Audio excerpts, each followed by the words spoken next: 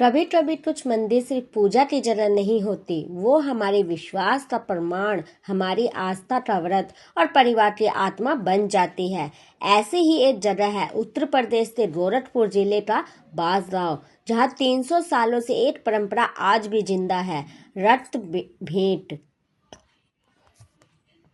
यानी देवी को अपने खून से अर्पण करना। पर क्यों, कैसे शुरू हुई ये अनोखी परंपरा और क्या आज भी लोग इसे निभाते हैं? चलिए जानते हैं एक ऐसी कहानी जो सिर्फ धर्म नहीं, भक्ति और भावना का पराकाष्ठा है। बांसगांव का ये मंदिर कोई साधारण मंदिर नहीं कहते हैं लगभग 300 साल पहले राजस्थान और उत्तराखंड की सीमाओं से एक राजपूत वंश यहाँ आकर बसा। श्रीनेत राजपूत परिवार, उनके पूर्वज श्रीनगर गढ़वाल से देवी दुर्गा की मूर्ति लेकर आए थे और बांसगांव में छोटी सी पिंडी स्थापित की थी। धीरे धीरे यही पिंडी एक मंदिर का रूप ले गई और देवी को कुल देवी मानकर पूजा शुरू हो गई। कहा जाता है उसी समय भयंकर युद्ध हुआ था, जहां श्रीनेत वंश के कई योद्धा मारे गए। लोगों का विश्वास था कि देवी ने उन्हें अंतिम क्षणों में शक्ति और विजय का आशीर्वाद दिया था।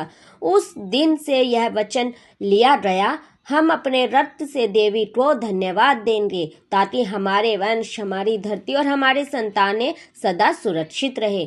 तभी से शुरू हुई यह अनोखी परंपरा। हर साल नवरात्रि के नवमी के दिन गांव के पुरुष, खासकर श्रीनेत वंश के लोग, अपने शरीर से कुछ बूंदे खून की भेंट देवी को अर्पित करते हैं। यह बलिदान नहीं, श्रद्धा का प्रतीक माना जाता है। कोई हिंसा नहीं होती, ना किसी को चोट पहुंचाई जाती है। बस अपनी देह से निकले कुछ बूंदे रक्त की तुलसी और फूलों के साथ देवी के चरणों में चढ़ाई जाती है। लोग कहते हैं देवी हमारे रगों में बसती है, तो हमारा रक्त ही सबसे पवित्र अर्पण है। ये परंपरा सिर्फ पूजा नहीं बल्कि एक पीढ़ी से दूसरी पीढ़ी तक गया वचन है। जब कोई बच्चा जवान होता है तो पहली बार वह अपने पिता के साथ इस पूजन में शामिल होता है। विवाहित पुरुष 9 स्थानों से रक्त अर्पित करते हैं और अविवाहित पुरुष केवल एक स्थान से। कई लोगों ने इसे कठोर कहा, पर गांव के लोग कहते हैं यह हमारे खून में देवी की शक्ति का प्रवाह है। जब पूरा गांव देवी मंदिर में इकट्ठा होता है, ढोल नगाड़ों की गूंज, शंख की ध्वनि और जय मां दुर्गा की पुकार से पूरा वातावरण पवित्र हो जाता है। आज के आधुनिक युग में भी जब विज्ञान और तकनीक ने सब कुछ बदल दिया है, बांसगांव के ये लोग आज भी इस परंपरा को उतनी ही श्रद्धा से निभाते हैं। हर साल सैकड़ों लोग यहाँ आते हैं, कोई देवी से वरदान मांगने, कोई अपनी इच्छा पूरी होने पर धन्यवाद देने, तो कोई सिर्फ उस ऊर्जा को महसूस करने जो यहाँ की हवा में घुली हुई है। मंदिर के पुजारी कहते हैं यह खून नहीं, यह कृतज्ञता की भेंट है। समय बदला, कानून बदले और स्वास्थ्य को लेकर कई सवाल उठे। फिर 1943 में प्रशासन ने पशु बलि की परंपरा बंद करवाई, पर रक्त भेंट की परंपरा को सिर्फ प्रतीकात्मक रूप से रहने दिया गया, यानी उसमें किसी को नुकसान न हो, वहां तक ये क्रिया निभाई गई। आज लोग देवी को लाल सिंदूर, लाल चूड़ियां और लाल फूल भी चढ़ाते हैं, जो रक्त का प्रतीक माने जाते हैं। पर बहुत से लोग अब भी कुछ बूंदे अपने हाथ से चढ़ाते हैं, एक परंपरा की तरह, एक आस्था की तरह। यह कहानी सिर्फ एक मंदिर की नहीं है, यह कहानी है भक्त और देवी के रिश्ते की। एक ऐसा रिश्ता जहाँ डर नहीं, बस प्यार है, जहाँ रक्त का मतलब हिंसा नहीं, त्याग है, जहाँ श्रद्धा की सीमा शरीर से नहीं, आत्मा को तय होती है।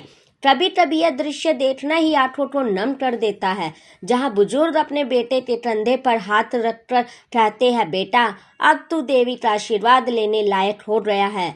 वो पल सिर्फ आस्था नहीं, एक जीवंत विरासत है। आज मंदिर का रूप निखर चुका है, नया शिखर बना है, दीवारों पर पुरानी मूर्तियां सजाई गई है। हर साल शारदीय नवरात्रि पर यहाँ विशाल मेला लगता है, दूर दूर से भक्त आते हैं। कई तो बस यह देखने आते हैं कि 300 साल पुरानी परंपरा अब भी कैसा जिंदा है। गांव की औरतें देवी के लिए गीत गाती हैं, पुरुष देवी की चौकी सजाते हैं और बच्चे दीपक जलाते हैं, कहते हैं माँ हमारा भी आशीर्वाद देना। कभी कभी हम सोचते हैं, क्या सच में देवी खून मांगती है? क्या वो सिर्फ हमारे विश्वास की परीक्षा लेती है? शायद सच्चाई ये है, देवी को रक्त नहीं चाहिए, उन्हें चाहिए हमारा त्याग, प्रेम और समर्पण। बांसगांव का यह मंदिर हमें यही सिखाता है कि आस्था की असली शक्ति डर में नहीं, समर्पण में है। तो दोस्तों, ये थी कहानी उस मंदिर की जहां 300 सालों से भक्त अपना वचन निभा रहे हैं, अपने खून की कुछ बूंदों से, अपने विश्वास की हर सांस में। अगर आप भी मानते हैं कि भक्ति सिर्फ पूजा नहीं, भावना है, तो इस वीडियो को शेयर कीजिए और कमेंट में लिखिए, जय मां दुर्गा, आस्था अमर रहे।